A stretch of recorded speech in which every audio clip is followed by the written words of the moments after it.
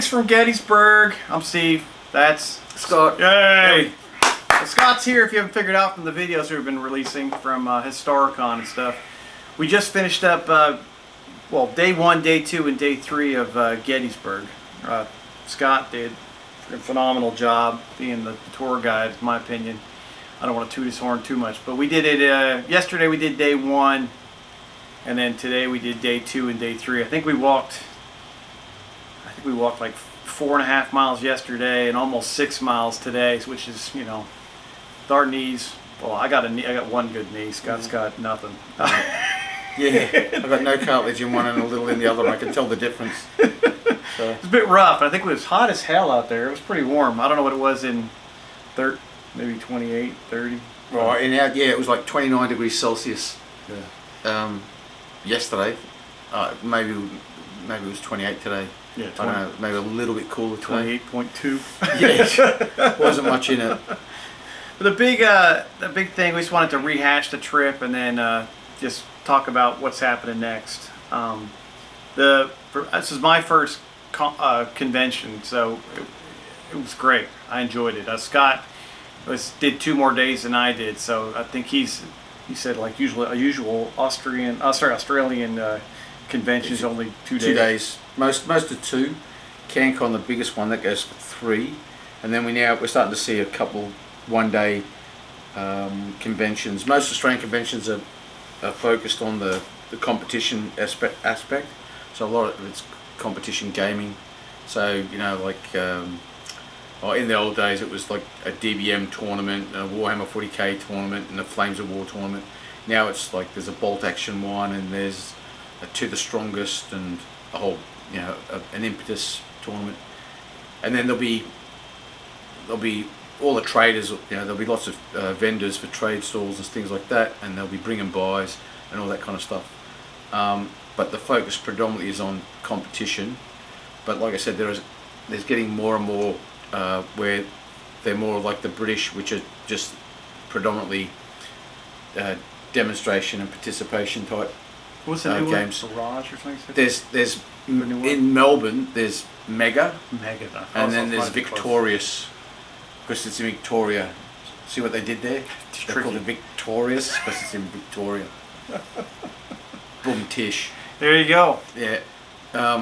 So there's those events, which and I personally I like them better than the conventions. Historicon, like this is, I got here.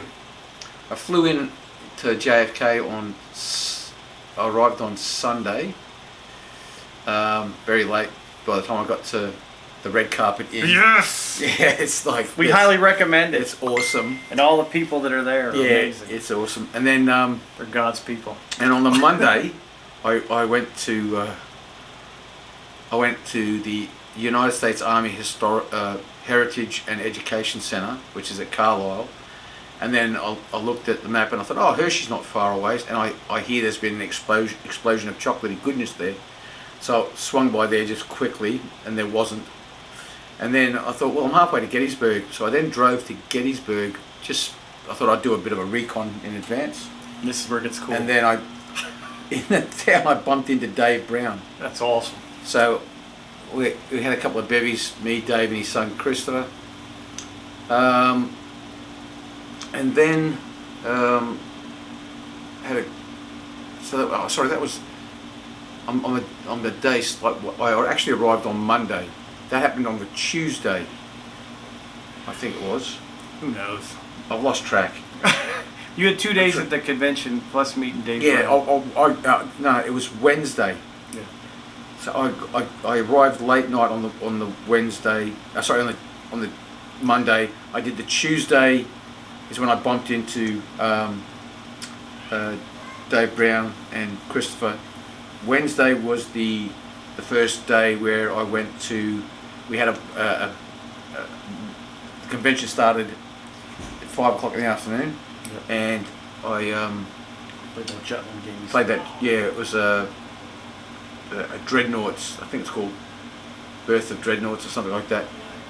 Basically it was just the Avalon Hill Jutland board game, and it had been adapted into a miniatures game for on the table.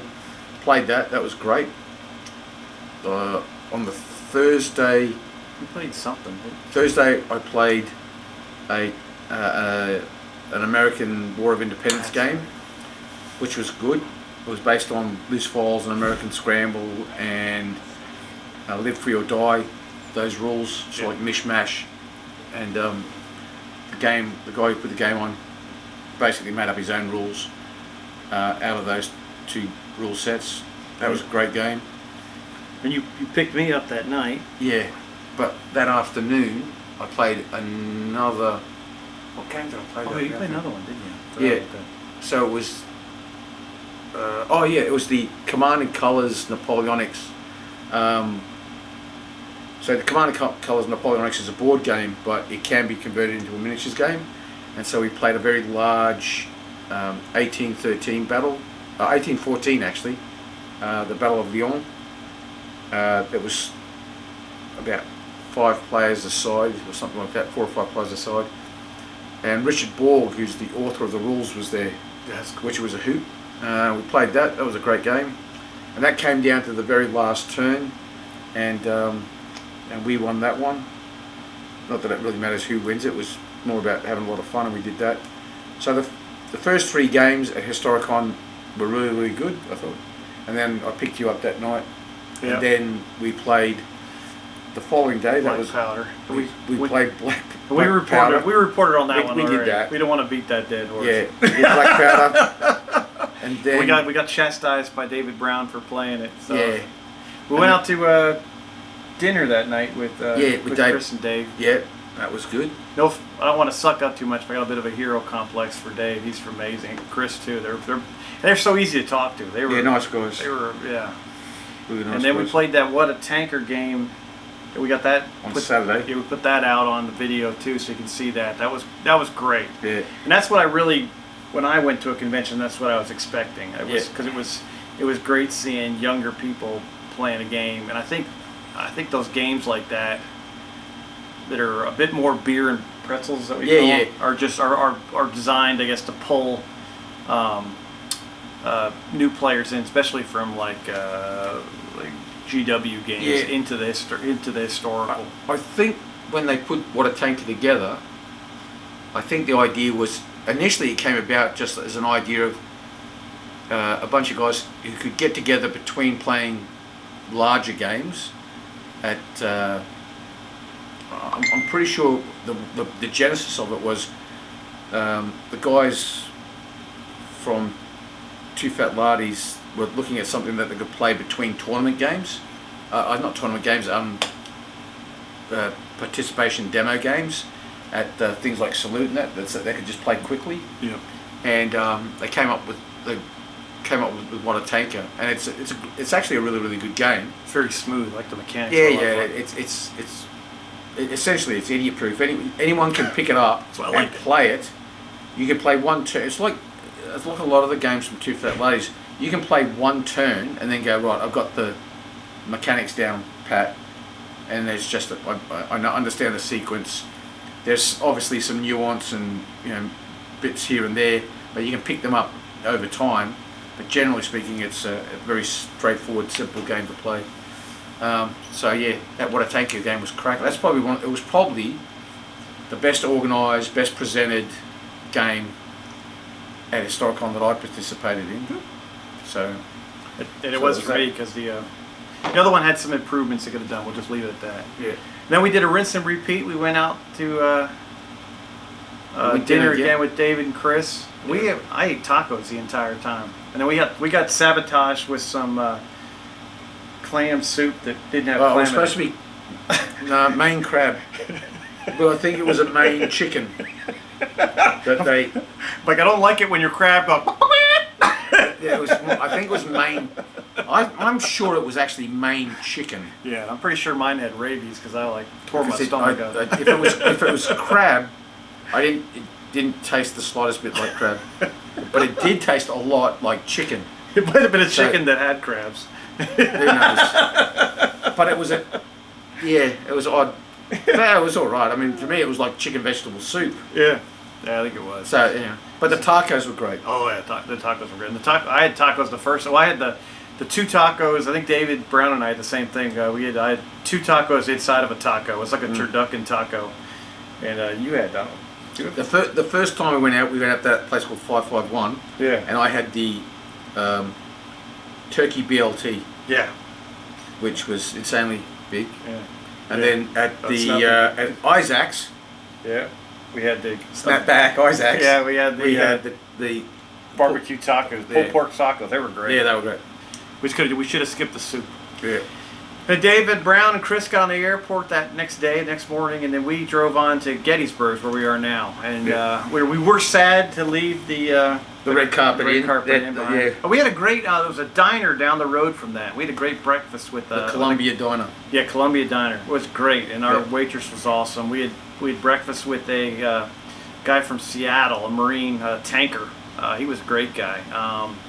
We didn't see him again. He went to go play Blood and Plunder, I think. And he was never seen again. I hope he lived. I think they made him walk the plank. Yes, he was staying at the red carpet. He's probably sleeping with the fish. He might have got sacrificed. There were some rough-looking people there. But we came on to this place, and we saw Gettysburg yesterday. And I don't think I got too bad of a sunburn yesterday, but it was pretty wicked today. Today I got it. They got me good, and I learned a lot because I didn't know. I knew enough to fill up a thimble with Gettysburg, but I basically know that Sickles is a moron, and General Lee is probably, don't kill me for this, is probably a moron too, because after walking Pickett's charge, I do not know what he was thinking.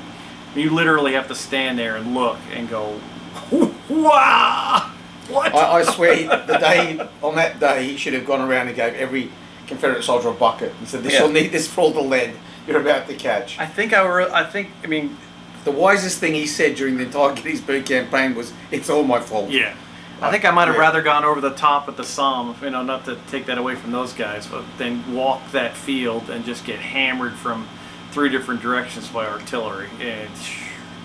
But I learned a lot. It was rough. I don't like the 2 probably. At least the Union didn't have machine guns. If they would have, it would have been quicker. It'd been over faster. They wouldn't have gone anywhere. Yeah. But when you standing where all these guys fought is awe-inspiring.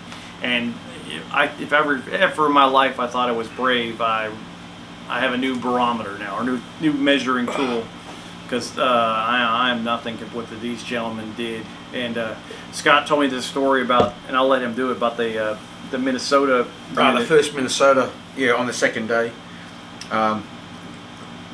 Everybody knows the 20th Maine and stuff like that, and they talk about the railway cut and the Iron Brigade, which is all totally legit.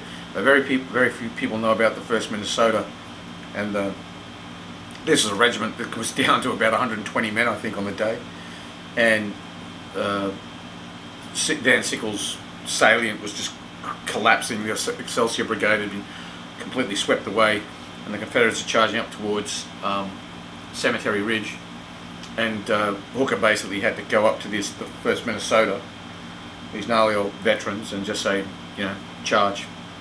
And they did. They didn't even hesitate. They just went, okay. I guess all accounts, they just said, "Yeah." All right, they went, "We're in." and there's a great book called Barksdale's Charge: The True High Water Mark of the Confederacy. I think it's called.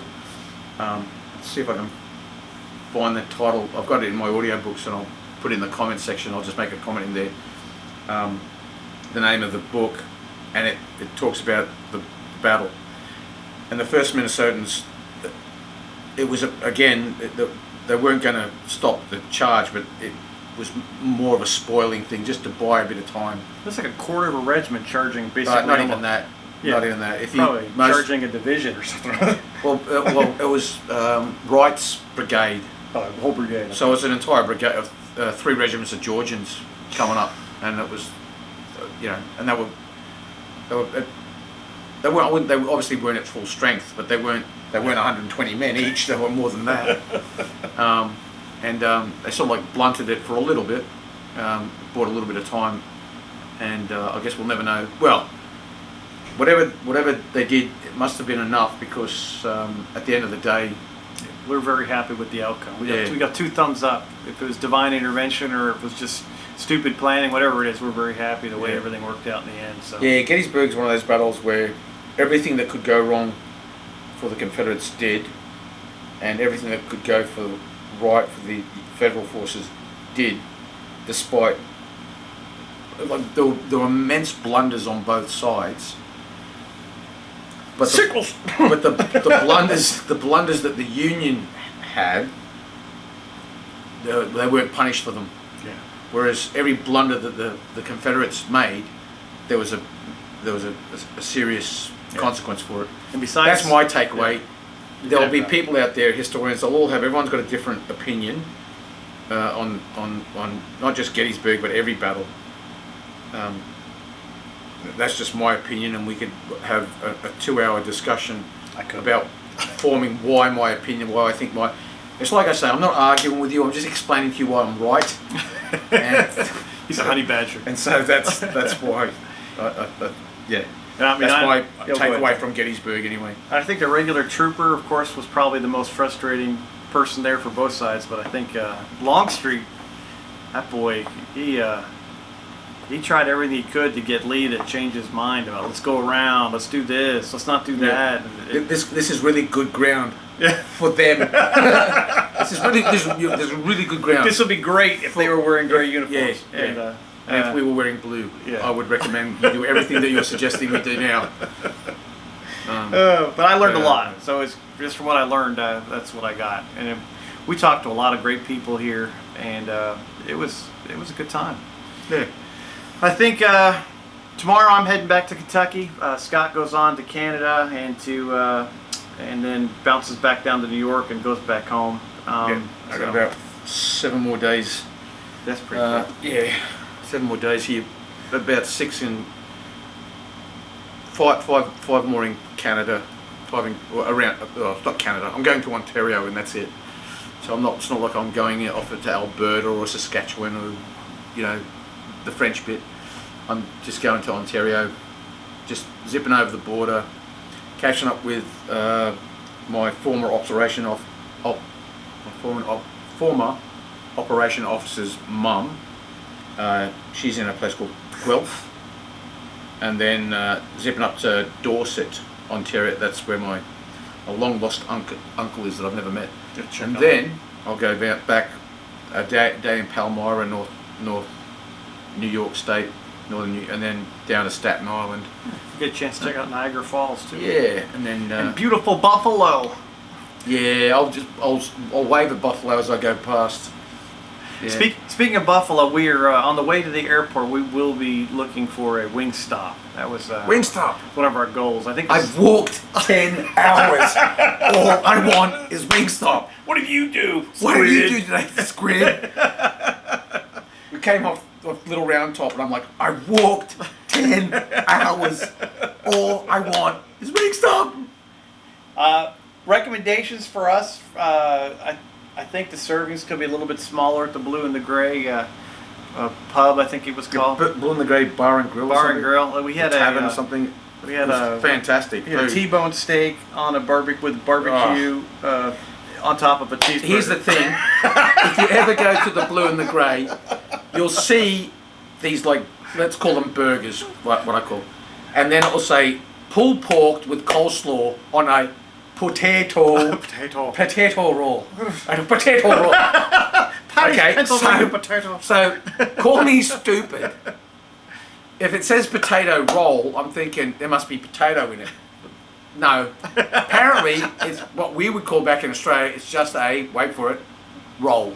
It's just roll. There's no potato in the roll. It's just a roll. But this is what confused me. Yeah, it didn't either. And the waitress was looking at me like I'm some kind of weirdo. She says to me, how do you want it done? And I'm like, well, cooked would be nice. And then she goes, no, well done. And I'm thinking, it's pulled pork. It's already cooked. It's just, isn't it already? And then you chimed in and went, just say medium. Medium? Oh, no, medium. And then anyway, off she toddles, off she goes. And I'm thinking, what the hell is she talking about? Well, each one of whatever is in the menu comes with 1 or 2 beef patties as well. Yeah. So she was referring to the beef patty. So what I ended up with was a burger of a beef patty on top of coleslaw with a serving of pulled pork that could have fed a small village. And a massive blood clot somewhere. Yeah. And a good dose of anxiety. So what I did is I ate all the pulled pork, and then I put the top of the roll on top. That there was no potato on the roll, and then I ate about a third of it, and then I went, my heart won't take anymore. Yeah. So it tasted fantastic. It was brilliant. Great. We just weren't. But we didn't expect the extra patty. We could have just bought one and cut it in half and fed the entire tavern. There was a family. There was a small family off to one side, and I thought like maybe their kids could have, like all of them, like 4 kids. Maybe they could have what's left. And then we checked out the toy soldier store in Gettysburg. Yeah, because you're craving if you want air fix or anything older, I think that's the place to go. It's got the older. There was some Victrix, some Perry stuff there and stuff like that. It was mainly, and to be fair, it's called the Gettysburg Toy Soldier Shop. Yeah. And so there was lots of King and Country the display miniatures, like 54mm scale display miniatures. There was bucket loads of that, but the idea of spending $45 on one painted 54mm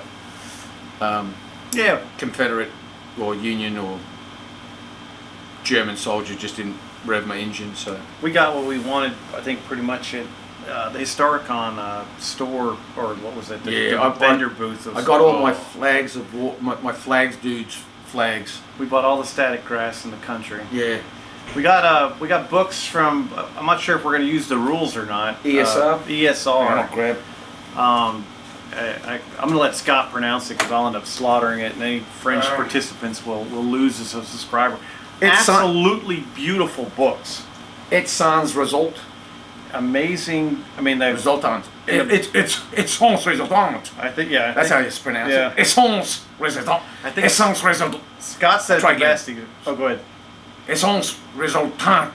I think Scott said it the best. Even if we don't play the game, especially they have different campaign books that have amazing maps, amazing uniforms, and so the production value is off the chart. Yeah, it's just like a husband and wife team from Minnesota, I think. And they were we didn't meet the husband, but we talked to the wife, and what a nice lady. And she said, I did all the artwork and I did this, and I'm like, holy. Yeah. So just for the painting guides. Yeah, I don't know. It just keeps going. This is just one campaign. Yeah.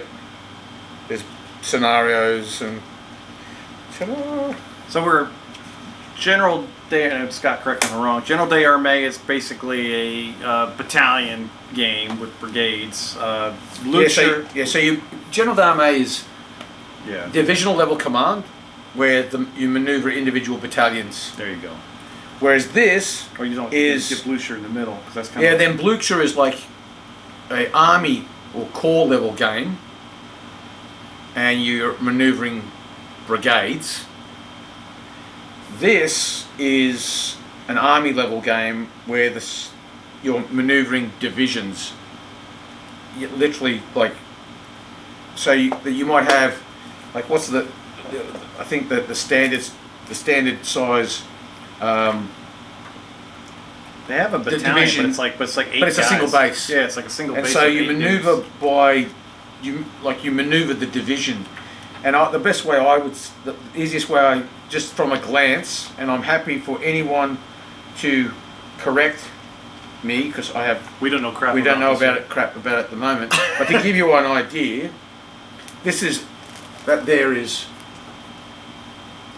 the division, and so basically, whereas if I'm playing General D'Armée and each battalion has 32 figures, and I've got 8 figures per base, so I've got 4 bases each with 8 figures on it. In this, your division has you might have an infantry division, and that infantry division has 12 bases on it.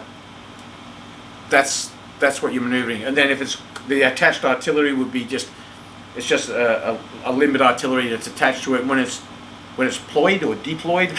We hate the word ployed. It's the we saw the word units can be ployed or deployed, and I thought they're just making that up. But apparently the word ployed is actually a real word. Very archaic military term. Yeah. Get in line behind one another, I guess. So, for example, you can see an infantry battalion there is just a base. And I think they sell an entire division in a box, and I think it's about $100 for a box. Yeah, but here's the thing, and when I play this, I'm just gonna use counters initially, just to see if it's what I think of it. And then if I like it, I'll use 6 mil figures. Yeah. And they have unit cards, and you have officer cards, and I think you have a couple tokens on each to slide around. So I use the Henry Turner miniatures. So I just print them off. And the good thing about Henry Turner miniatures, it's complete. There's nothing you want for. You've got infantry, cavalry, artillery, limbers, wagons, field hospitals, medical teams, officers, general officers, individual Davoos and Soults and Wellingtons and Hills and Kutuzovs and Bluchers and whatever. So you've got all of them. You've got everything you could possibly need, and it'll be just a case of, for that I could probably do 3 print runs on my Anycubic Mono Pro, and it would probably give me all the miniatures I'll ever need for playing that game system. But I've read it. Oh, go ahead. Sorry. I was going to say, for me, I just see it as it might be useful for creating like a campaign tool to create battles that I would then play using General Dame. Yeah, because that's by far my favorite and definitely his favorite system for Napoleonics. And Napoleonics. I think it's my favorite period, but I know Scott's goes back and forth between that and O group. So I think my favorite rule system's O group, and then my favorite periods to play probably American Civil War, Napoleonics, and World War II. Yeah. And in that order. I love Pickett's Charge. I know that sometime, somewhere in the future, I got a little inside information, but I'm just going to keep it myself. But at some point there'll be a new Pickett's Charge, and version 2. Yeah, version 2, which hopefully will follow in the footsteps of what GDA 1 did. Moving to GDA 2, and that'll just you can't go wrong with that. As far as I'm concerned. And there is not far off. Well, in the future, having spoken to Dave Brown, you can expect to see an ancient set of rules that he's producing called Vexillarius, which I've played and tested about 4 games, and you've been green light to do a video on it too. Yeah. I'm just waiting for the latest playtest version to arrive, and then when it does, I'll play a game and I'll show it to you. I think you and Dom from Boots on the Table both got green lighted. It's a really good game, I think, for Ancients. I have to paint Ancients. I had many therapeutic conversations with Scott and Chris and Dave about shield transfers and decals, whatever they call them. Decals, shield transfers. Sounds like a tumor. And I'm sticky things you put on the shields. They just kind of steered me away into periods where they didn't use those things, and also they have some pointers on. They don't have to be straight. I mean, having said that, all my Republican Romans, most of my hoplites at home, have all got little big band shield transfers. They're they're not a nightmare to put on. It's one of those things that when you get into a rhythm, you can do it fairly quickly. Even putting on Roman Republican scutums, which doing it is very intricate, cutting them out and whatnot. But I like them because they really make the miniature pop. Yeah. But the thing is, at the end of the day, a lot of the times, especially things like Republican Romans, you've got a legion. Just they can either all have red shields or white shields or blue shields or green shields or whatever, and then your second legion, a different color again. it's really up to you whether or not you want to have really fancy flash shields or not. And there's, other than little big man shield transfers, there's just decals, just the water slide decals, and they can sometimes be, you can get good results with them as well, but it's one of those things you just don't get hung up on. You just, if you want to have shield transfers, have them. If you don't. And an army can look great without shield transfers. It's not like one of those things that, oh, my army will suck if it doesn't have good shield transfers on it. That's not the case at all. I'd love to do ancients, but if that's the one thing scaring you away from doing ancients, that's no, sad. they just leave it. Yeah. But I think you, after talking to people much smarter than me and who've been in the hobby a lot longer, I'm leaning towards Pendraken. What scale is? 10 mil. If you're gonna like ancients, because you were talking about the Warlord's epic scale. Yeah. And the problem with them, I mean, they're nice miniatures. Don't get me wrong. I'm not bagging them. I'm just saying, Warlord Epic, what do? They do Republican Romans, they do Carthaginians, they do some Gauls and some Spanish. But I haven't seen, since they've come out, I've not seen Macedonians, I've not seen, I mean, this is the thing with Ancients, the number of armies is staggering. Oh, yeah. And the problem with Epic is it's a unique scale all by itself. It doesn't match with anybody else. And I understand why they've done that. I don't like why they've done that, but I understand why they went a wholly new and unique scale, as if there wasn't already enough. Yeah. So anyway, for Ancients, I have 28 millimeter, 15. Keep going. 6.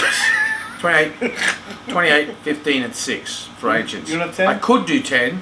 No, don't do it anymore. But why would I? I've got 28, 6. Do it. So, but if I was going to do 10, I'd just go with companies like Pendraken or Callista or something like that. Yeah. But for Ancients, probably the best range, if you want access to all the different varieties and different types of armies, is 15. Like 15 millimeter.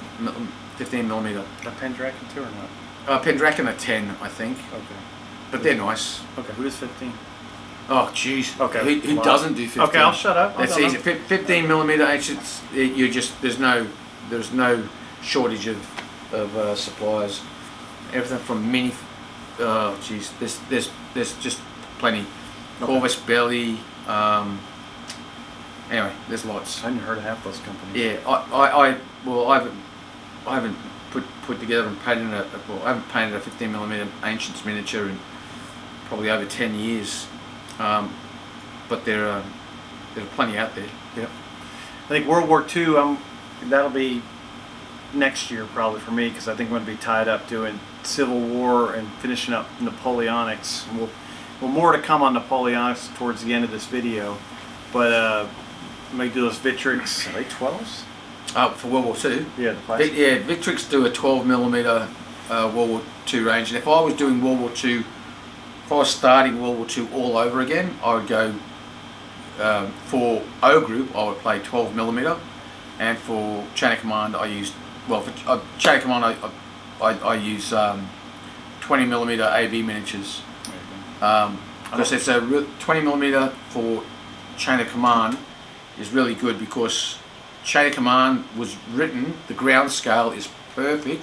It's a perfect match for 15 millimeter. So if you go to 20 millimeter, you get, especially like I use AB miniatures, you get plenty of the eye candy. I use the Dragon pre-painted armor. For terrain, there's plenty of HO scale terrain out there. Yeah. And it's not too expensive. I use 28 because I already have the terrain. And most people use 28 mil for chain of command, because lots of people come from bolt action across the chain of command, and then you don't have to change anything. And the game works perfectly fine in 28 millimeter. And I'm kind of blessed with the ground scale, just because my table is a bit bigger than everybody. Yeah. Well, you can play. It works perfectly good on a 6x4. Yeah. No worries at all. I just like the look. For me, the reason I like 20 mil is I can actually use proper infantry formations and the like. Yeah. It just looks I bet it looks more great. correct. I play big chain of command, so Yeah. I will adapt that to the new rules at some point. Yeah. And I think Chain of Command 2, using proper infantry section formations, I think Chain of Command 2, I've only played one game, and that was with Richard Clark at CanCon earlier this year, and it is, I think, much better than the original Chain of Command. It looks good. I watched it looks really Travis play, and it looks like it's smooth as butter. But it's I think it's also a little bit more restrictive in how your infantry sections, like how you can fire, how many people can fire. No more, 2 lines of guys. Oh, they can all shoot. Well, that was never meant to be the case in the first place. I think that's it's definitely the case now with Chain of Command 2. You can't do that. I certainly hope that's the case. But anyway, it's a great set of rules. Yep, that'll be a good one. So for what we do next, for us as a joint campaign, it'll be a little while till we get it going, just because I've got to paint a few more dudes. I'm almost done with those Prussians, but this trip kind of slowed me down. But we'll be doing after the polls. We had the poll on Facebook. We had the poll on YouTube. We had the poll of just. There was multiple Facebook pages as well, because there was. Yeah, there was a couple of them, weren't there? Yeah, there was the GDA one. There was there was ours, and there was hell, who knows, and Scott's too. I forgot Scott's got one too. I think everyone was leaning towards 1813, and then 1809 will be after that. If not some Civil War stuff or simultaneous to those things. But so that's what we're going to do. We found a map the other day when we were here. Yeah. It looked like it'll suit us. Scott will probably think of some logistics stuff and some rules for just everything. Map movement and troop and supplies and resupplies. All the what wins and losses do. We've already got the casualty thing worked out, but so that's convenient. I guess it's just logistics. Yeah, reinforcements. One of the things is basically, like in any campaign, there has to be a reason for why is a battle occurring here. Like instead of just going, I'll play a battle here, and then there's got to be a narrative to a campaign. There has to be a reason. There has to be an objective, and there's got to be some way of measuring, who's successful and who's not. So there's that, and so it'll be just a matter of obviously looking at the original, the actual 1813 campaign, working out what's the center of gravity for both sides, and then, making sure, like obviously what's really important is supply bases. If an army gets cut off from a supply base, what happens now? The guys from Little Wars TV, I think they did the 1813 campaign as well. Oh, did they? Yeah, using they used it, I can't remember, I think it was volume bayonet rules. Okay. Yeah. Which are a very, very old set of rules, but that doesn't mean they're not good. So yeah, I'll probably have a watch of that again and pick the eyes out of that, and then I think it would also be really neat to kind of take us out of because I think the troop movement on the strategic map is going to be clutch. I think getting community involvement in minor battles and stuff like that. Not only that, but just saying, like which direction do you want this corps to go, and then because we're going to go on the roads. Yeah. And it might be fun. It's because we'll know where the units are, but we might just this unit's here. Where should it go? This way, and then we're not really going to share where the collisions of forces are going to be, but it might be interesting to have people making decisions that don't have that. I know where everything is. So that could be an interesting thing too, just to and to get community involvement, and also being able to farm out smaller scenarios to people in the community to fight and have them impact. Maybe they get some more artillery at the next battle, or they get a special ability at the next battle. Yeah, so we could spear units off or divisions off to do certain things, like secure this supply depot, or secure this town, or secure this bridge, or block this bridge, don't let anything come down this road, and then someone go out there says, I'd like to play that game, me and my friend, or solo. They play the game, then they just let us know what the result is, Yeah. And then Or send us a video or whatever. I don't. yeah, We'll do yeah, anything. exactly. Or Even better. in a verbatim report. I don't know, whatever. We'll share it somewhere. Yeah, series of just photos even Yeah. saying this happened. Whatever And then whatever works for you, we'll make it work for us. Yeah. Just to get people involved. Yeah, because this campaign, we don't want to be just Steve and I playing a series of solo games. If we can get other people involved, that would be even better. And I've switched to night shift too, so I'm actually going to be on Australian time, so that'll be kind of good to. It'll make it easier for us to play some games, and we're going to do some either through some kind of chat program, whether it be Discord or anything else. We're going to play some games basically against each other, which would be fun too. Yeah, It's been a blast. These have been some of my first real, of course, convention, but playing with a big group of people has just been it's been fun. I think I was jumping around like a moron halfway through half of the game. Oh, no, you were just a moron. Not necessarily jumping around. Not like a moron. You were a static moron. It was like, it was like an arty recon guy. Yeah, It was like essentially special forces. Anyway. So, great trip. We know what we're going to do. We don't know how the hell we're going to do it. We've got a lot of things, a lot of irons in the fire, a lot of miniatures to paint, and that's the best part. We can just this hobby is you can do anything you want basically. So it's kind of cool. You're not restricted. I'm going to paint some dude with a machine gun, and that's all I get. So it's kind of cool, and I'm loving being involved in it. I am we filmed all that Gettysburg stuff.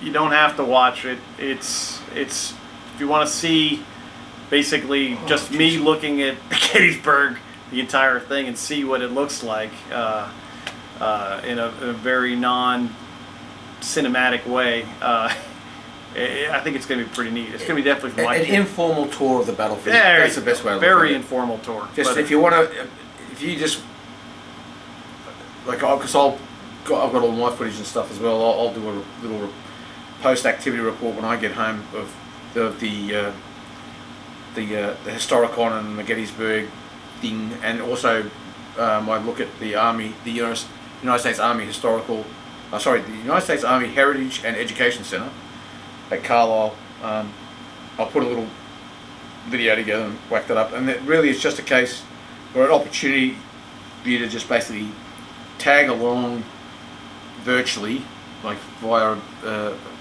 looking over our shoulder at a video, via a series of video clips and still photos, and you can have a look what Historicon was like and what Gettysburg was like. I've been very fortunate that I've been able to come here. I think this is my fifth trip now to Gettysburg, and even I got to see things this time around that I hadn't seen before. Yeah. And so if you've not ever had the opportunity to go to the battlefield at Gettysburg and it interests you, for no other reason, at least you get to have a look around the battlefield. Yeah. And see some things that maybe you might not get an opportunity to see. And even if you've been here, I'm sure if you've been here like I have, there's a lot to see at Gettysburg, and sometimes you don't see it all. You can enjoy it and don't have to walk 10 miles in you don't have to work 10 miles in 2 days. 150% humidity. Yeah. That walking up that tower was rough. I thought my right knee was going to pop out and shoot down the staircase. Yeah. But the views were amazing. Halfway up, I thought mistakes were made. We haven't really thought this through, have we? I forgot I'm actually 60 in a few days. It's like I keep thinking I'm 21 still. But anyway. But I think that's about it. Yeah, that's it. So more to come. This whole adventure has been brought to you by the great people at Patty's Pennsylvania Potatoes, and it's been a blast. Patty's Pennsylvania Potatoes. Just add water for the finest gruel. It'll bring out the fighting Irish in all you. There you go. Yeah. It doesn't really exist. Please don't look that up. Yeah, damn it for Patty's Pennsylvania potato gruel. And we're going out to dinner at some place where I think all the cast from the war. We watched actual Gettysburg last night. Well, we watched part of it. It was a long ass movie. It's a great movie, but Jesus. We watched the director's cut too. Is that what it was? But I guess all the cast hang out at this bar, I'm trying to restaurant. think of the name of the restaurant. Now slip the mind again. We're gonna go check it out, and hopefully they don't have burgers on top of burgers stuffed inside of a turkey. Yeah, and they don't cost $25 a freaking burger. So if they do, it'll be like, We're walking well, out. walk in. This is interesting. Oh my God, you're kidding me, and we'll leave. We're gonna ploy, not Yeah. deploy. Yeah. And then if it is outrageously expensive, we'll go find a Wingstop. Oh yeah. Of course, I've walked 10 hours. And we like Dairy Queen All too. I want is Wingstop. Boom. That's how Yeah. it goes. All right. See Bye. ya.